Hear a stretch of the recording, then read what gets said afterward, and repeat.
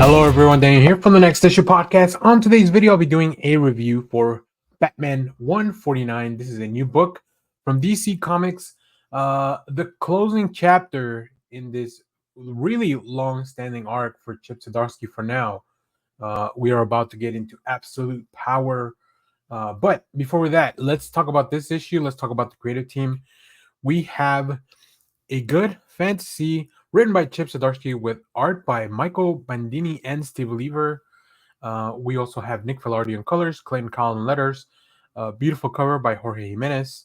And of course, we'll have more covers for the variants that you can see at the end of the video, so stay tuned for that. I guess since this is kind of a closing chapter in this first really long-standing arc by Chip Zdarsky, before I get into this specific issue, I've really enjoyed the journey that he's taken Bruce on. I think that Chip really has understood what we want to see from Bruce. At least I do. Chip also really approached this in a very balanced way, where we have a lot of emotional things happening, of course, mixed in with the action, bringing in some old concepts like the Batman Zur-En-Arrh, taking Bruce across different worlds and dimensions to showcase different things. And of course, as any good writer, you kind of want to bring things back to some status quo. I don't know if Chip Zdarsky's done writing the book. I should do some more research into that.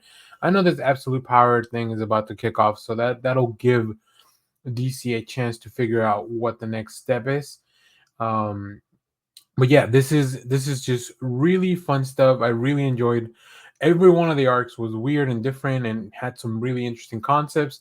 Not everything hit 100% with me, but overall, I really enjoyed this. So let's get into this specific issue.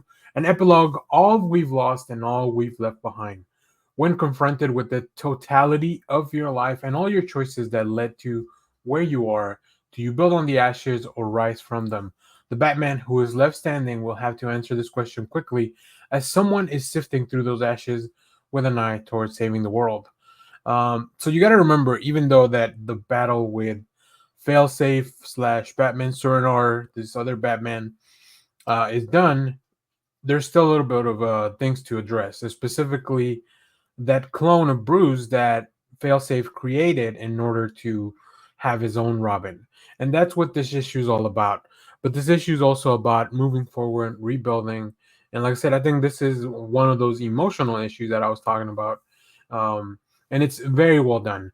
I think the combination of different artists and Lieber and Bandini, they each have their strengths. I believe Bandini does a little bit more of the action-oriented scenes, whereas Lieber has a little bit more of the conversational type of scenes. So I'm pretty sure I feel like I recognize both of their arts enough. So let's take a look at some of the art. And as I mentioned, I believe these are pages from Bandini. Like I said, pretty dynamic, very thematically more similar to Jimenez's art. Specifically, like you can see all the line work, right? The poses, like those are some things that are really, really cool. We see here this version of Robin as Bruce, the clone, stopping a crime, and then Batman finally confronts him. As you can see, this is all about what's the fallout from this individual still running around. He discovers that he has no purpose. Now that Failsafe is gone, this Robin has no purpose.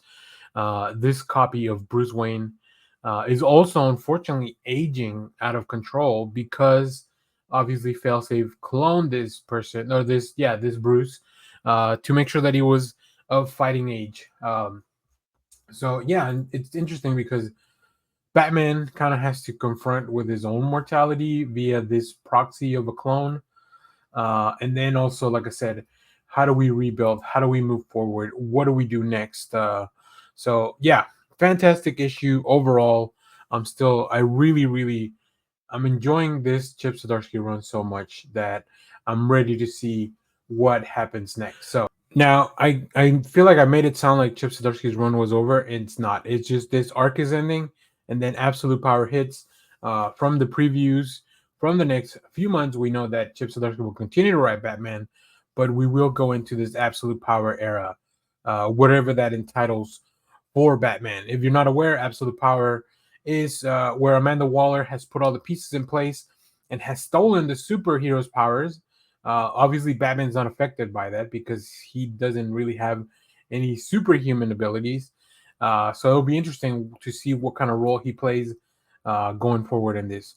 But yeah, if you have read this issue, if you have read the failsafe arc from beginning to end now, or at least to this end, let me know what you thought about it down in the comments. As always, thank you for watching, everyone. Remember to share, like, subscribe, hit the bell so you know when we go live. That is most Saturdays, 10 a.m. Central Standard Time.